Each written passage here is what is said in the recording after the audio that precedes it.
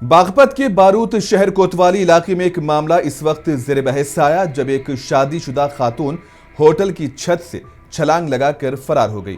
वजह थे नाजायज ताल्लुकात। खातून अपने आशिक के साथ होटल में मौजूद थी और पुलिस को अपने शौहर के साथ आता देखकर खौफजदा हो गई और वो फौरन होटल की छत से छलांग लगाकर फरार हो गई। मालूमात के मुताबिक खातून और उसके शौहर के दरमियान पहले से कानूनी तनाज़ा भी चल रहा है। मंगल को शौहर को इत्तला मिली कि इसकी बीवी बारूद के एक होटल में अपने आशिक के साथ है और शौहर ने फौरी तौर पर 112 पर कॉल कर पुलिस को इत्तला दी।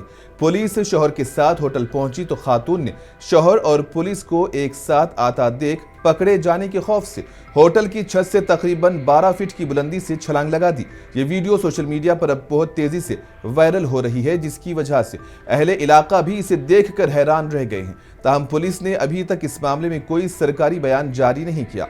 मियां बीवी के दरमियान पहले से जारी कानूनी तनाज़े की तहकीकात में अब ये नया केस शामिल हो गया है।